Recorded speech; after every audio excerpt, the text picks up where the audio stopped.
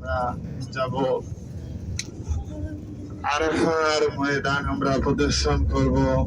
যেই আরাফার মধ্যে হজের ফরজের মধ্যে ওই আরাফার মধ্যে অবস্থান করাটা হচ্ছে ফরজ, এবং ওই আরাফা উকুফে আরাফা হজের দিন অর্থাৎ 9 জিলহজের মধ্যে আমরা যারা হজ করে, ওই হজ আরো 58 দিন বাকি আছে আমাদের, 58-57 দিন বাকি আছে আমাদের হজ।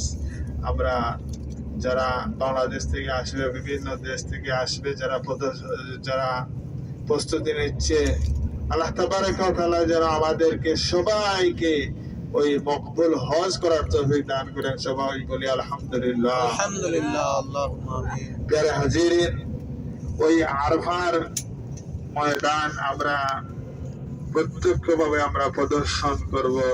যেই আরাফার ময়দানের মধ্যে হাজিরা অবস্থান করে, এবং ওই আরাফার ময়দানে আল্লাহ তাবারাক ওয়া তাআলা ওই নির্দিষ্ট দিন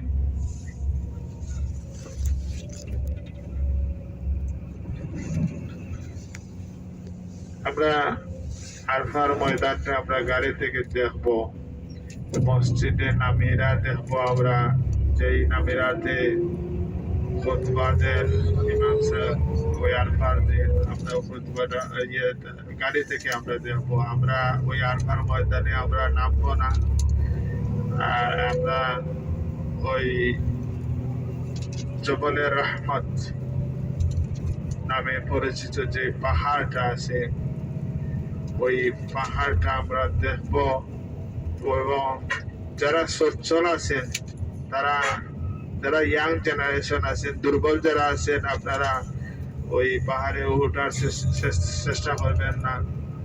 আর যারা উঠবেন তাড়াতাড়ি নামে আসবেন, কারণ আমাদের সময় শর্ট। আমরা আবার জোহরের নামাজ গিয়া মক্কাতুল মুকাররমা হেরাম শরীফ আমরা করতে হবে। প্রিয় হাজিরিন, আমরা শর্ট টাইমে সংক্ষিপ্ত সময়ের মধ্যে আপনারা শেষ করবেন। আর দুর্বল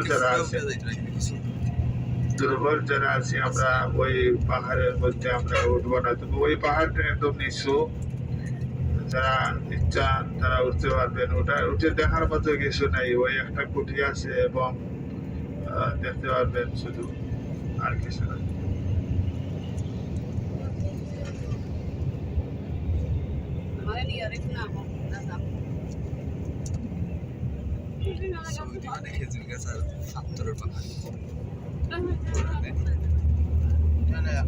ইতিহাস, ঐতিহ্য, ইসলাম, মদিনা থেকে, মক্কা থেকে ইসলাম সারা বিশ্বের মধ্যে সর্বপ্রথম মক্কা থেকে, মদিনা থেকে ইসলাম প্রচার হয়েছিল।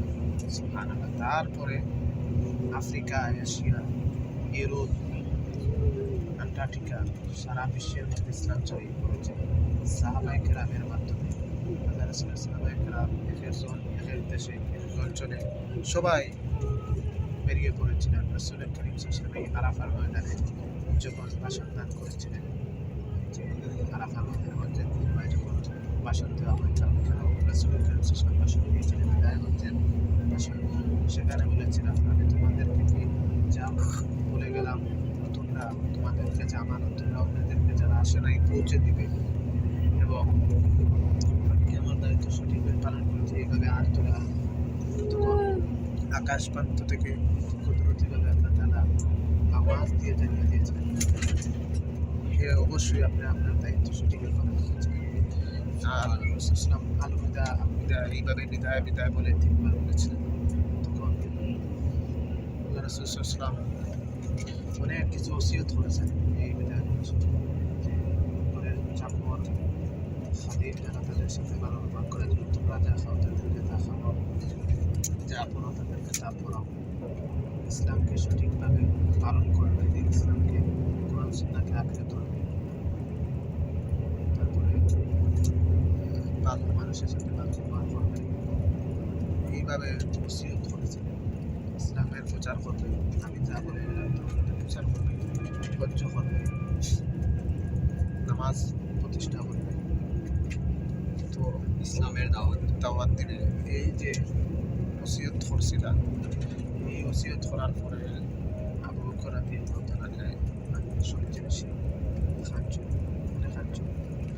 রাসূল দিন পূর্ণ হয়ে গেছে আলী আমার মানুষ কোরআন আয়াত নাযিল করছে এর মানে দিন পূর্ণ হয়ে গেছে মানে কি আল্লাহ রাসূল আর বেশি দিন দুনিয়া থাকতে হবে আল্লাহ তাআলা বিদায় নিবেন আমরা ওই খানায় খাবার ভিতরে যে সময় আমরা যাই নামাজ আদায় করতে 5 ওয়াক্ত নামাজ আদায় করতে আমরা